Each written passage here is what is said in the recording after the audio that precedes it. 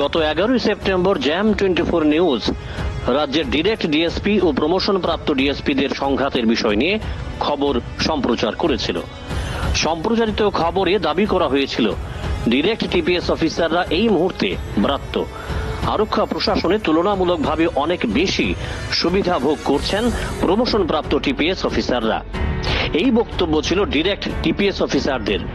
Jam 24 নিউজের সম্প্রচারিত খবর যে সত্যি ছিল তার প্রমাণ দিয়েছে খোদ রাজ্য পুলিশের সদর দপ্তর এবং রাজ্য পুলিশের মহানির্দেশক অমিতাভ রঞ্জন।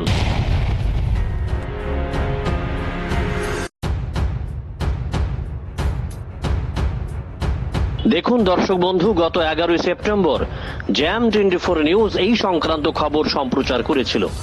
তার একদিন পর অর্থাৎ 12 সেপ্টেম্বর রাজ্য আরক্ষা প্রশাসন একটি নির্দেশ জারি করে, যার ভাইড নম্বর 7556-625/T9/5 Police/18 V1। এই নির্দেশ দেওয়া হয়েছে পুলিশ সদর দপ্তর থেকে। নির্দেশ দিয়েছেন খোদ পুলিশ মহানির্দেশক অমিতাভ রঞ্জন। কি লেখা আছে তাতে?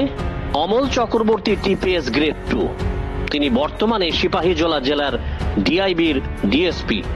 অমল চক্রবর্তীকে সিপাহীজলা জেলার ডিআইবির ডিএসপির দায়িত্বের পাশাপাশি অতিরিক্ত হিসেবে উত্তর জেলার কাঞ্চনপুর মহকুমার এসডিপিওর দায়িত্ব দেওয়া হয়েছে, তাও আবার লুক আফটার করার জন্য, অর্থাৎ দেখাশোনা করতে।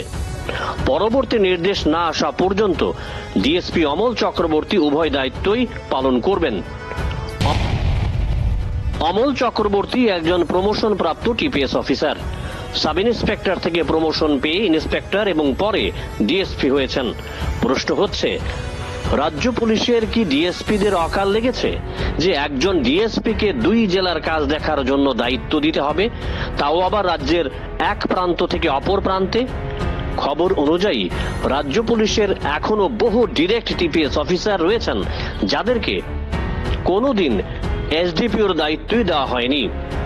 তাছাড়া টিএসআর সহ পুলিশের বহু গুরুত্বহীন ইউনিটগুলিতে মাছি মারার কেরানির মতো তাদের বসিয়ে রাখা হয়েছে। এই সমস্ত অফিসারদের কেন পুলিশ সাব ডিভিশনের দায়িত্ব দেওয়া হচ্ছে না, উঠছে প্রশ্ন।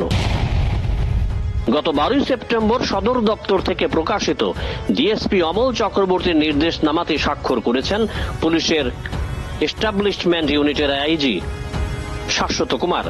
রাজ্য পুলিশের ডিরেক্ট টিপিএস অফিসারদের বক্তব্য, সাম্প্রতিককালে দপ্তর তাদের সঙ্গে বিমাতৃসুলভ আচরণ শুরু করেছে।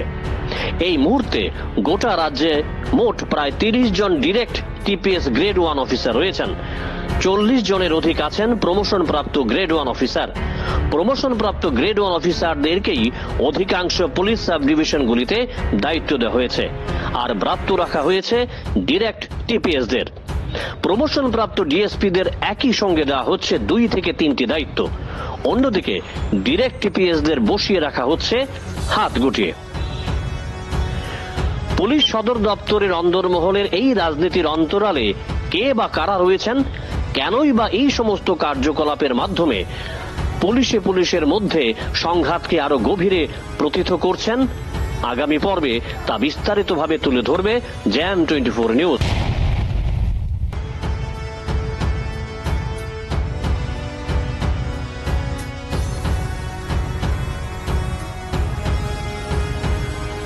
Bureau report, jam 24 news.